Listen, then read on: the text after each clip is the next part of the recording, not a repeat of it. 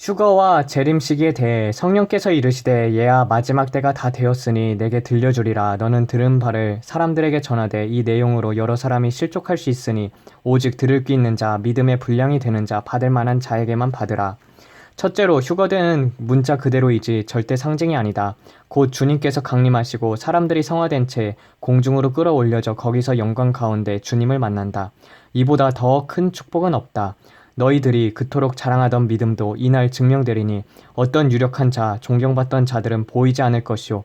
보잘것없고 사람들 눈에도 잘 띄지 않던 자, 형제들 사이에서 무능하고 무가치한 자로 비추어지던 많은 자들이 들림을 받게 될 것이다. 둘째로 교회에서 흔히 가르치듯 명목상의 그리스도인, 곧 교회에 출석하는 자들, 혹은 스스로 그리스도인이라고 말하는 자들 전부가 들림받는 것이 아니라 하나님의 눈에 준비된 자, 깨어있는 자, 참 믿음의 소유자에게만 일어난다. 이들 중에 마음이 깨끗하고 순수한 많은 아이들이 속하게 될 것이다.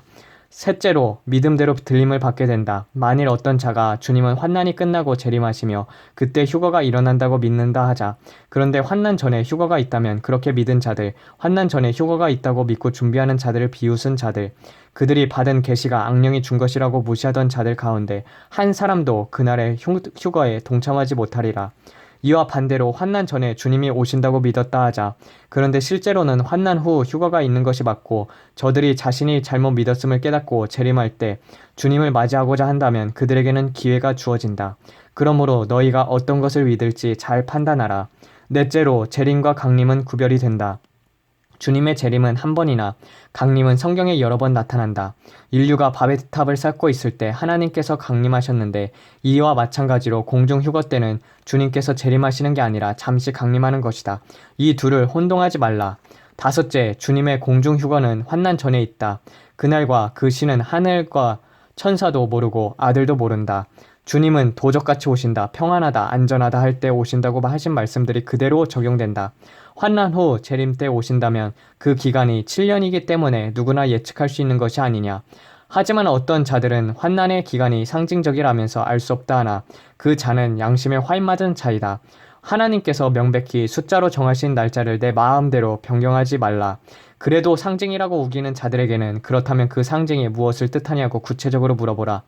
너희는 저들의 태도를 보고 알 수 있으리라.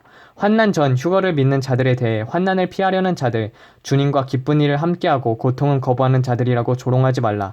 진실로 이르노니 이들이 휴거되는 이유는 하나님께서 전에도 없고 후에도 없을 창세 이후 가장 혹독한 대환난 가운데서 고통받게 하는 것이 하나님의 본래의 뜻이 아니며 꼭 그 환난을 통해야만 너희가 성화되는 것도 아니기 때문이다.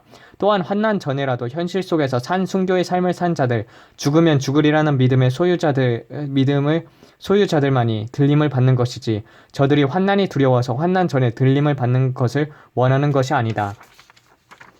환난은 너희가 상상할 수 없는 끔찍한 날이다. 구약의 어미가 자식을 삶아먹고 서로가 서로의 자식을 바꾸어 잡아먹는 처참한 날들보다 7배나 무서운 날이다. 특히 임산부와 아이들, 노약자들은 그날 고문과 핍박과 배고픔과 추위를 견디며 신앙을 유지할 자가 거의 없다. 그러므로 베드로처럼 함부로 믿음을 확신하지 말라. 그날 죽으면 죽으리라 하는 자들 중에서 많은 자들이 고통을 견디지 못해 믿음을 부인하게 되리라. 또한 스스로는 견딜 수 있어도 자식과 아내가 고통받는 것을 차마 눈뜨고 보지 못해 신앙을 버리게 되리라. 차라리 하나님께서 기회를 주실 때 회개하고 산 순교의 삶을 살아내라. 그것이 훨씬 지혜로운 처신이 아니냐. 공간 복음 속에서도 나온 지상 재림과 휴거의 때에는 예를 들어 누가복음 17장과 21장의 내용처럼 구별되기도 하고 섞여 있기도 하다. 그러므로 영의 눈이 뜨이지 않은 자들은 혼동에 빠질 수밖에 없다. 그러므로 오직 지혜로운 자들만이 잘 구별하여 그것이 지상 재림 때를 말하는 것인지 공중 강림을 말하는 것인지 알리라.